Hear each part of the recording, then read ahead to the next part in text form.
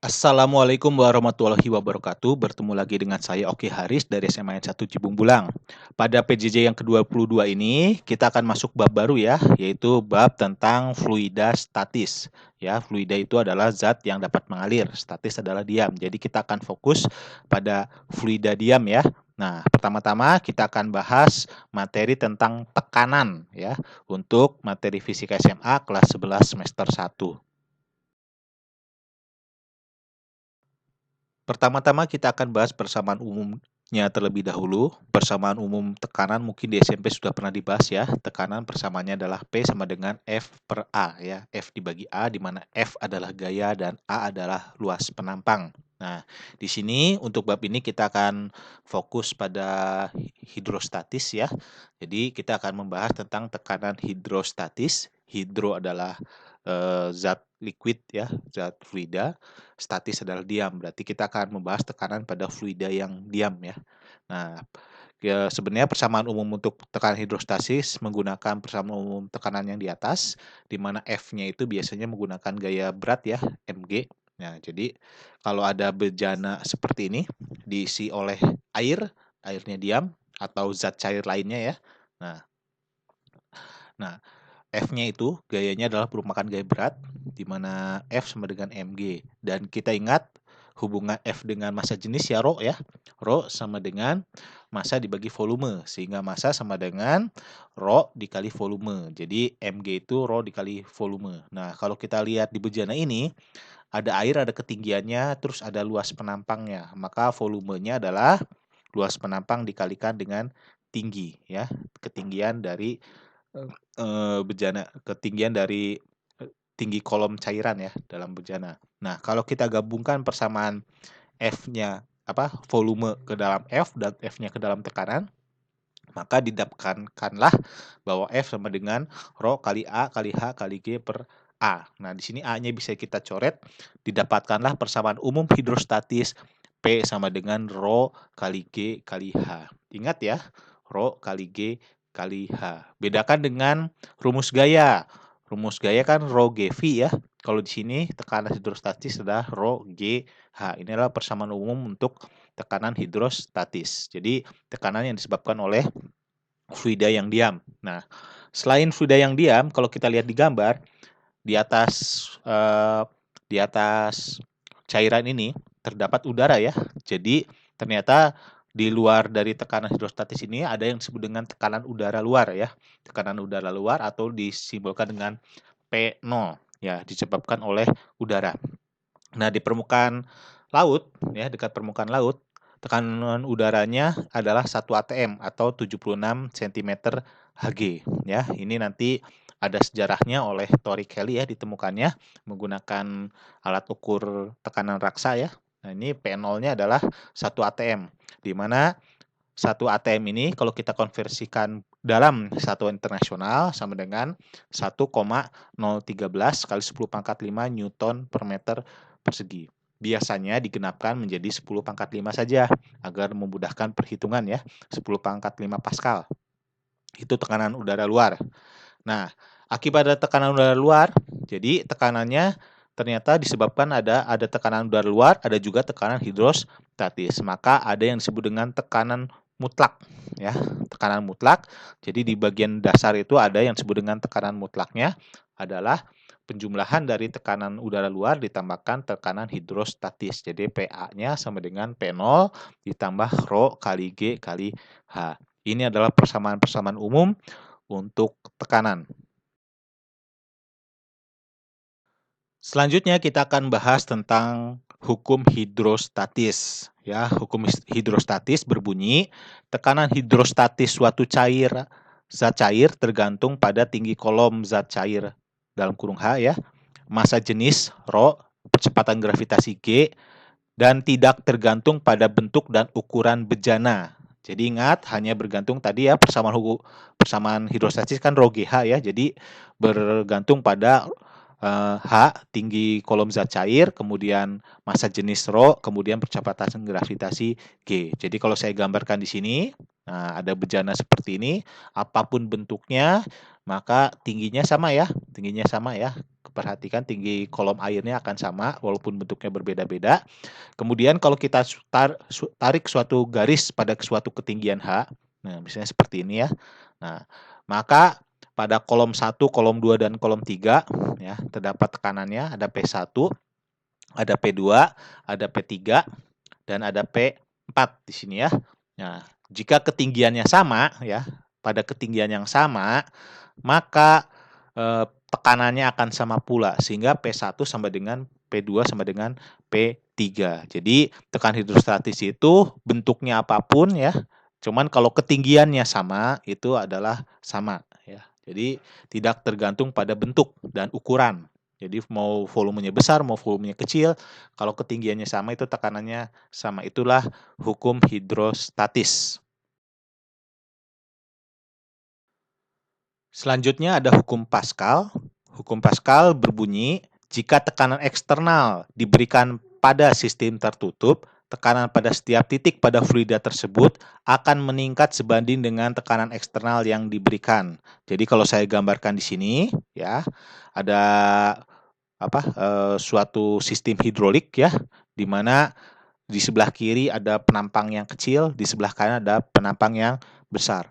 Berdasarkan hukum hidrostatis yang di atas, bahwa kalau kita ambil titik P1 dan P2 ya, maka P1 akan sama dengan P2. Ingat, rumus tekanan adalah F dibagi A. Maka F1 per A1 sama dengan F2 per A2. Di mana F1 adalah gaya pada pipa kecil, A1 adalah luas penampang pada pipa kecil yang sebelah kiri ya.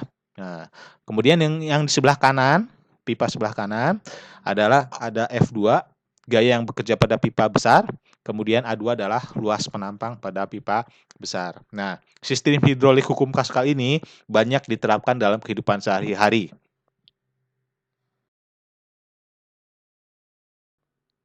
Contoh penerapan hukum Pascal pada kehidupan sehari-hari biasa kalian temui kalau kalian masuk ke pencucian mobil ya, yang menggunakan steam gitu kan. Nah, mobil kan ada alat yang mengangkatnya ya. Untuk alat mengangkat mobil itu menggunakan sistem hidrolik, menggunakan penerapan hukum dari hukum Pascal ya. Jadi saya contohkan di sini ya. Pada sebuah pencucian mobil terdapat perangkat hidrolik dengan luas penampang pipa kecil 2 cm persegi dan luas penampang pipa besar 1 meter persegi, seperti pada gambar. Jika massa mobil 1 ton, tentukan gaya F minimal untuk mengangkat mobil. Jadi kita akan memberikan gaya F di pada pipa kecil sebelah kiri sehingga di sebelah kanan mobilnya bisa diangkat. Nah, di sini yang kita ketahui pertama pada pipa kecil itu luasnya adalah 2 cm persegi. Berarti A1-nya ya. A1-nya 2 cm persegi. Nah, perhatikan satuannya adalah cm persegi. Maka akan kita ubah ke meter persegi. Sehingga A1-nya adalah 2 cm persegi sama dengan 2 kali 10 pangkat min 4 meter persegi. Ingat ya, persegi cm persegi ke meter persegi ya. Kadang-kadang suka lupa di sini ya. Hati-hati, cm ke meter berbeda dengan cm persegi ke meter persegi. Nah, ini dibaginya 100 ya. Jadi dibaginya 10.000 sehingga 10 pangkat min 4. Sementara kalau senti ke meter kan hanya dibagi 100. Kalau cm persegi ke meter persegi dibagi 10.000 karena ada pangkat 2-nya ya. Nah, selanjutnya yang diketahui adalah luas penampang pipa besar 1 meter persegi ya. 1 meter persegi ini sudah menggunakan satuan internasional, berarti satuannya sudah setara. Nah, jika massa mobil 1 ton, berarti diketahui M-nya adalah 1 ton. 1 ton adalah 1000 kg ya, 1000 kg. Tentukan gaya F minimal ya, minimalnya berapa F-nya. Berarti yang ditanya adalah F. Baik, kita menjawab menggunakan persamaan hukum Pascal di mana F1 per A1 sama dengan F2 per A2. Kita lihat F1-nya adalah gaya pada pipa kecil. Kebetulan yang ditanya ya, F1-nya adalah F, F2-nya adalah gaya berat mobil ya, mg, berarti F2-nya adalah mg. Sehingga persamaannya adalah F per A1 sama dengan mg per A2. A1 di ruas sebelah kiri bisa kita pindahkan ke ruas sebelah kanan. Menjadi F sama dengan mg kali A1 dibagi dengan A2. Kita masukkan M-nya 1000, gravitasinya adalah 10, A1-nya adalah 2 kali 10 pangkat min 4 dan A2-nya adalah 1 meter persegi. Nah, kita kalikan 1000 kali 10, 10.000 ya. Kali 2 kali 10 pangkat min 4. Habis ya ternyata ya 10-nya. Nah, berarti tinggal 2 dibagi 1, hasilnya adalah 2 Newton. Nah, kita lihat. Mobil masanya 1 ton. Ternyata cukup menggunakan gaya sebesar 2 Newton. Jadi ringan sekali ya mengangkat mobil. Nah, inilah yang disebut dengan sistem hidrolik ya. Jadi penerapan hukum Pascal banyak sekali di kehidupan sehari-hari. Kalau kalian lihat-lihat mesin alat berat ya, banyak sekali sistem-sistem hidrolik di situ. Kenapa? Karena dengan gaya yang kecil kita bisa mengangkat beban yang berat. Dan masih banyak lagi penerapan dari sistem hidrolik ini.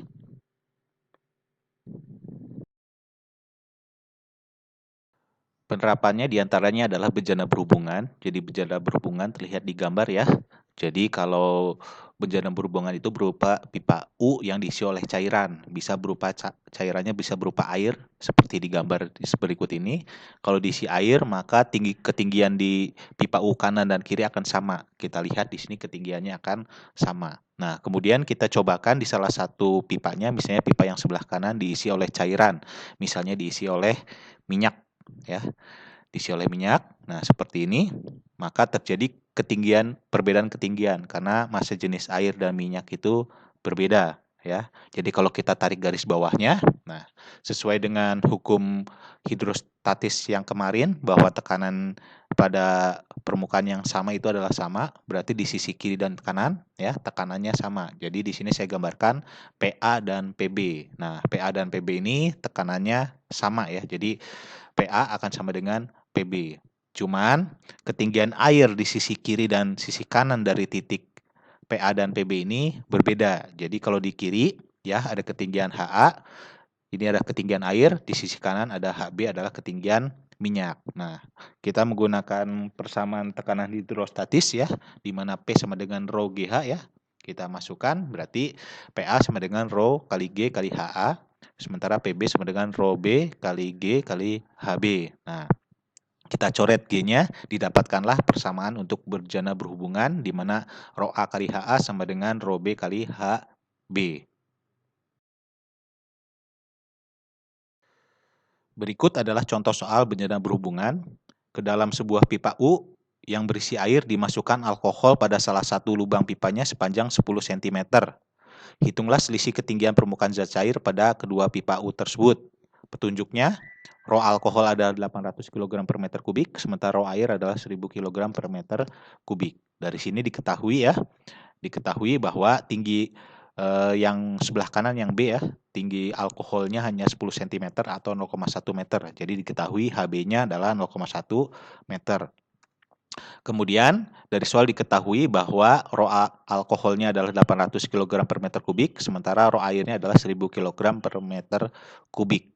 Nah, yang ditanyakan adalah selisihnya, selisih ketinggian antara air dan alkohol atau kita simpulkan dengan delta H. Nah, untuk mencari delta H, kita harus mencari dulu ketinggian A-nya ya. Jadi kita samakan dulu seperti tadi, kita cari ketinggian A-nya.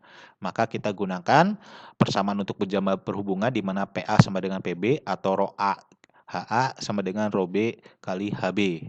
Kita pindah ruas, rho A-nya kita pindah ruas, didapatkanlah H sama dengan rho B kali HB dibagi dengan rho A. Kita masukkan saja angkanya.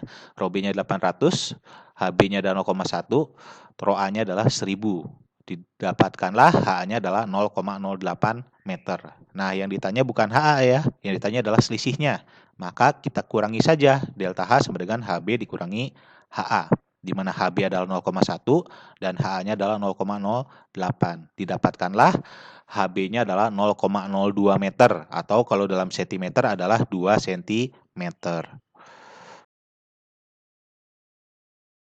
Penerapan berikutnya yaitu berupa tegangan permukaan zat cair ya.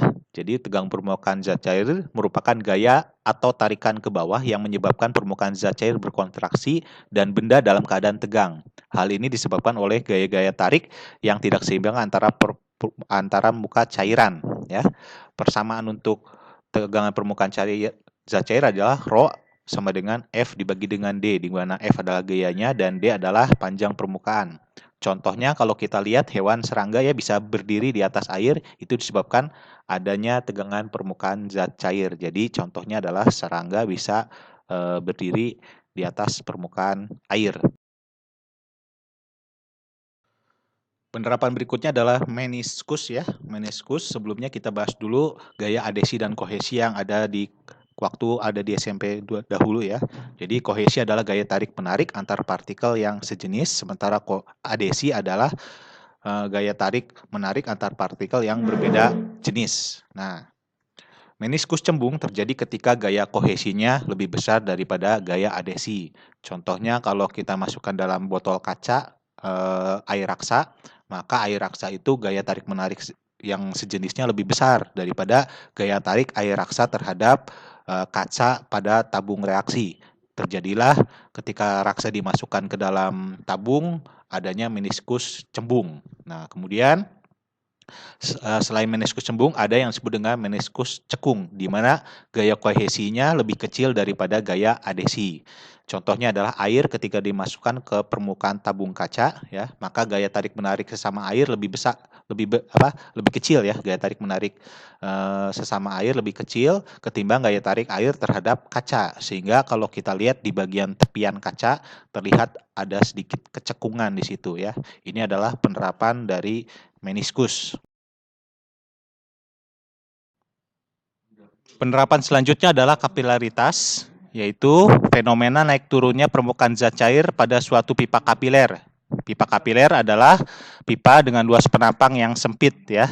Nah, ini disebabkan karena adanya gaya adesi dan gaya kohesi yang menentukan tegangan permukaan zat cair. Penerapannya, misalnya kalau kalian lihat ketika pipa kapiler dimasukkan ke dalam air, maka air akan naik ya. Ini disebabkan adanya gaya adesi yang lebih besar daripada kohesi ya, sehingga air bisa naik di dalam pipa kapiler. Nah, dalam kehidupan sehari-hari ini diterapkan pada tanaman ya, ketika akar tanaman menyerap air ya, kemudian airnya bisa naik ke atas. Atau kalau kalian lihat pada sumbu ya, sumbu kompor minyak, itu minyak bisa naik karena adanya peristiwa kapilaritas. Sementara untuk kapilaritas turun, contohnya pada air raksa ya, karena gaya adesinya lebih besar sehingga permukaannya jadi turun. Persamaannya ya adalah H sama dengan 2 gamma cos theta dibagi dengan rho GR, di mana H adalah kenaikan penurunannya, kemudian gammanya adalah tegangan permukaan, tetanya adalah sudut kontak, rho-nya adalah massa jenis, dan R adalah jari-jari pipa kapiler. Kemudian selanjutnya adalah viskositas ya. Viskositas merupakan sifat tahanan suatu fluida terhadap tegangan yang diberikan. Nah, viskositas ini dijabarkan oleh hukum Stokes yaitu viskositas fluida ya, di mana Fs sama dengan 6pi R eta V, di mana R adalah jari-jari partikel, eta adalah tepat Stokes, itu adalah gesekan antar partikelnya terhadap fluidanya, dan V adalah kecepatan partikelnya.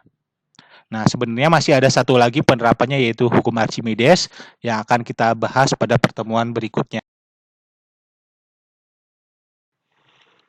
Hukum Archimedes menyatakan jika sebuah benda dicelupkan ke dalam zat cair sebagian atau seluruhnya, maka benda tersebut akan mendapatkan gaya yang disebut dengan gaya apung, gaya ke atas ya, sebesar zat cair yang dipindahkan. Baik, penjelasannya seperti ini. Jadi kalau saya jelaskan, ada 2 buah gelas ya, yang satu gelas sebelah kiri terisi penuh air ya, sampai ujung atasnya terisi penuh. Sementara di ujung kanan ada gelas kecil ya, masih kosong gelasnya. Nah, kemudian gelas ini saya akan masukkan sebuah batu. Batu itu mempunyai berat, anggap saja berat batu adalah W ya. Ada batu di sini. Kita akan coba masukkan batunya ke dalam air. Nah, perhatikan ketika dimasukkan. Nah, karena airnya penuh, maka airnya akan tumpah. Tumpahannya ke gelas sebelah kanan. Ke gelas sebelah kanan yang tadinya kosong, terisi oleh air tumpahannya. Saya ulangi ya. Perhatikan gelas sebelah kanan masih kosong. Kemudian gelas sebelah kiri masih penuh air. Kemudian batu saya masukkan. Nah, karena sebelah kiri penuh, tumpahannya ke arah kanan. Nah, di batu ini, kalau di udara beratnya adalah W, nah, Di dalam air beratnya akan berkurang karena adanya gaya angkat atau FA ya, atau gaya Archimedes di sini. Nah, besarnya gaya angkat ini berapa? Nah, dinyatakan bahwa gaya apung itu sebesar fluida zat cair yang dipindahkan. Nah, yang dipindahkan berarti dipindahkan ke gelas sebelah kanan ya. Yang tadinya gelasnya kosong, ada airnya di situ. Kalau kita timbang, maka kita mendapatkan berat fluida atau berat airnya ya. Nah, FA-nya itu akan sama dengan WA. Sedangkan batunya akan mengalami pengurangan berat ya karena adanya gaya FA. Jadi berat batunya atau WC ketika dalam fluida akan sama dengan W dikurangi dengan FA. WC itu ya. Jadi berat W itu adalah berat ketika di udara. Kemudian tadi di udara ya, kemudian dimasukkan ke dalam air, maka beratnya menjadi berat dalam fluida. Nah, beratnya berkurang kenapa? Karenanya ada gaya angkat atau gaya Archimedes FA ya. Nah, berapa besarnya FA ya? Besarnya FA ya akan sama dengan WA, di mana WA adalah berat fluida yang dipindahkan. Inilah konsep dari fluidas, hukum Archimedes ya, konsep dari hukum Archimedes. Nanti kita akan terapkan satu persatu.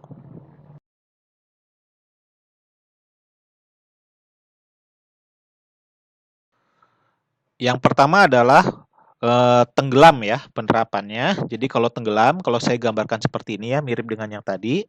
Kalau tenggelam itu batunya mencapai dasar. Contohnya adalah batu ya, batunya bukan batu apung ya. Nah, ketika konsep tenggelam ini, maka berat bendanya, W-nya itu lebih besar dari gaya angkatnya. Jadi karena lebih besar, maka dia akan tenggelam. Jadi turun ke bawah. Nah, sini cuman ketika ditimbang di dalam air akan terjadi selisih berat yang tadi ya, WC ya. WC sama dengan W dikurangi FA. Nah, kemudian perhatikan ketika benda seluruhnya masuk ke dalam air, maka volume bendanya ya akan sama dengan volume air yang dipindahkan. Nah, di sini ada volume benda akan sama dengan volume air yang dipindahkan, itu untuk yang tenggelam.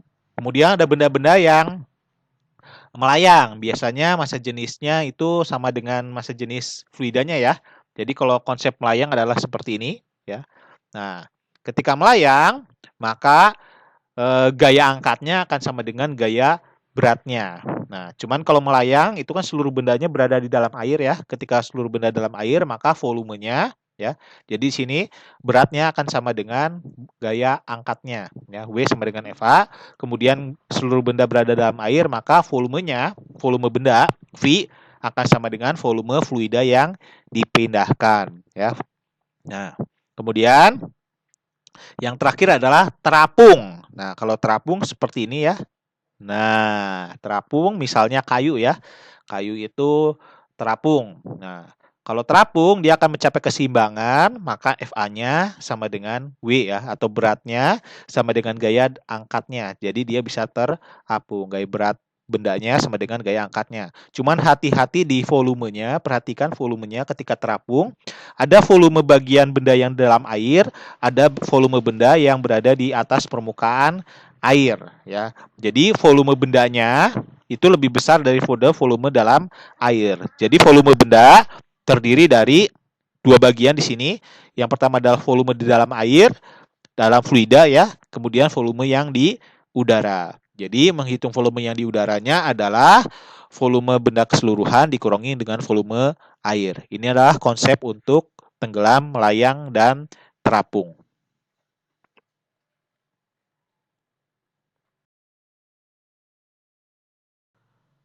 Untuk lebih jelasnya, perhatikan contoh yang pertama di sini ya. Ada sebuah soal.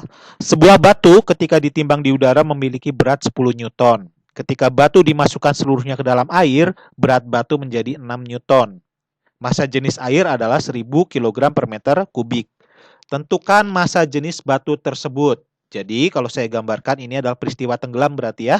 Nah, di mana batu itu memiliki berat yang lebih besar daripada gaya angkatnya.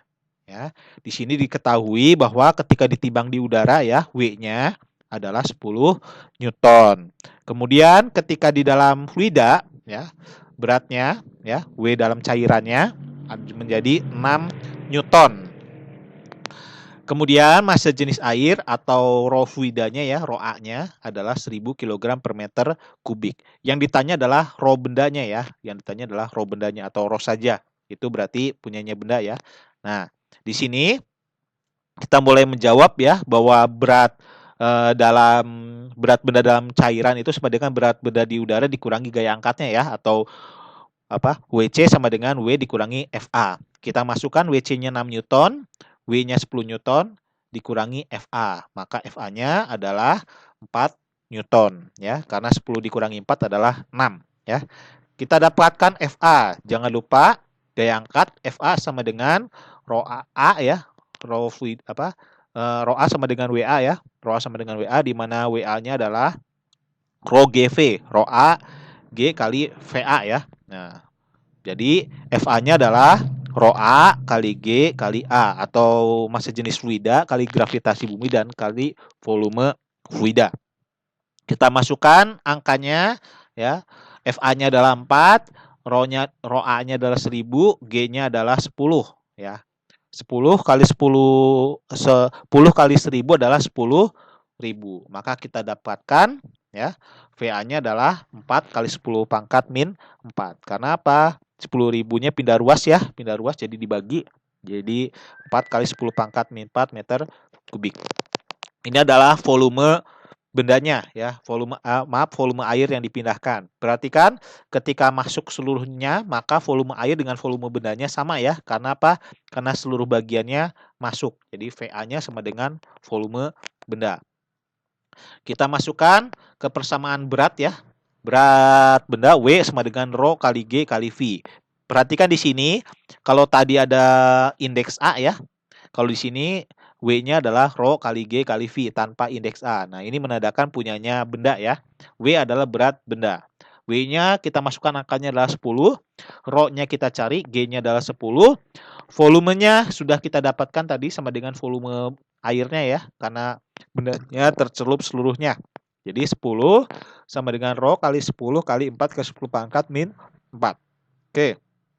4 kali 10 pangkat min 4 kali 10 itu 4 kali 10 pangkat min 3 ya. Jadi kita dapatkan 10 sama dengan rho kali 4 kali 10 pangkat min 3. Nah, berarti rho-nya tinggal 10 dibagi 4 kali 10 pangkat min 3 atau 2,5 kali 10 pangkat 3 ya. Perhatikan ketika pindah ruas negatif menjadi positif ya ke pangkatnya.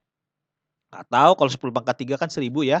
Atau dengan kata lain bahwa rho bendanya adalah 2.500 kg per meter kubik. Perhatikan rho bendanya ya. Rho bendanya 2.500 kg per meter kubik. Sementara rho airnya adalah 1000 kg per meter kubik.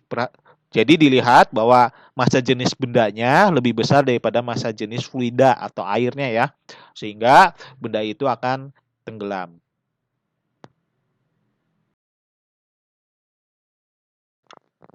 Selanjutnya contoh yang kedua, sebuah balok kayu terapung di sungai dengan 1/4 bagiannya berada di atas permukaan air. Tentukan massa jenis balok kayu tersebut. Jadi kalau saya gambarkan ya, ada balok kayu dengan 1/4-nya ya, atau volumenya berada di atas permukaan air ya. Jadi di sini yang di atas permukaan air adalah volume yang di udara, VU-nya ya. Berarti di sini diketahui ya, VU-nya adalah 1/4 dari V, di mana V adalah volume keseluruhan ya, volume keseluruhannya adalah V. Yang di permukaan air adalah 1/4 VU. Kemudian perhatikan di sini sungai, ada kata petunjuknya ya, air. Jangan lupa massa jenis air ya. Massa jenis air adalah 1000 kg per meter kubik. Rho A-nya adalah 1000 kg per meter kubik. Nah, yang ditanya adalah massa jenis bendanya atau kayunya. Rho-nya berapa? Nah, maka kita dapatkan bahwa tadi ya, VU sama dengan V dikurangi VA ya. VU sama dengan V dikurangi VA. Kita masukkan VU-nya adalah 1/4 V. Kemudian kita pindah ruas, VA-nya sebelah kanan pindah ruas ke kiri dari negatif menjadi positif. Sementara yang di kiri pindah ke kanan dari positif menjadi negatif. Sehingga VA sama dengan V dikurangi 1/4 V. Ya, oke. V dikurangi 1/4 V ya. Jadi adalah 3/4 V. Sehingga volume airnya atau volume yang tercelupnya adalah hanya 3/4 V. Jadi volume fluida yang dipindahkan adalah 3/4-nya ya, bukan 1/4-nya. Jadi 3/4-nya. Kemudian kita tinggal mencari apa? Persamaannya untuk benda terapung itu kan seimbang ya, sehingga gaya berat akan sama dengan gaya angkatnya. W sama dengan FA. Kita masukkan persamaan W itu Rho kali G kali V ya. Sementara FA itu adalah Rho A kali G kali VA ya. Jadi Rho kali G kali V akan sama dengan Rho A kali G kali VA.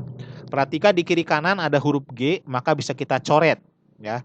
Sehingga kita dapatkan Rho kali V sama dengan Rho A-nya sudah ada ya 1000, VA-nya sudah ada 3/4 V ya. Jadi kita masukkan G-nya dicoret ya. Rho tinggal Rho dan V sebelah kanan, Rho A-nya 1000, G-nya kecoret, kemudian VA-nya adalah 3/4 V. Perhatikan di sisi kiri ada V, di sisi kanan ada V. Bisa kita coret ya huruf V-nya, sehingga kita dapatkanlah Rho adalah 3/4 kali 1000 adalah 750 kg per meter kubik.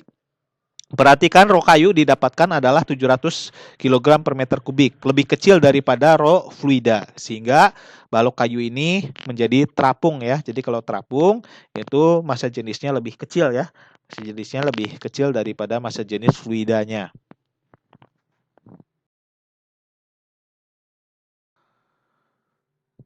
Demikianlah pertemuan kita yang ke-22 ini. Pada bab fluida statis kita telah membahas materi tentang tekanan ya. Tadi kita sudah membahas tekanan hidrostatis dan hukum Pascal. Sampai jumpa di pertemuan berikutnya. Wassalamualaikum warahmatullahi wabarakatuh.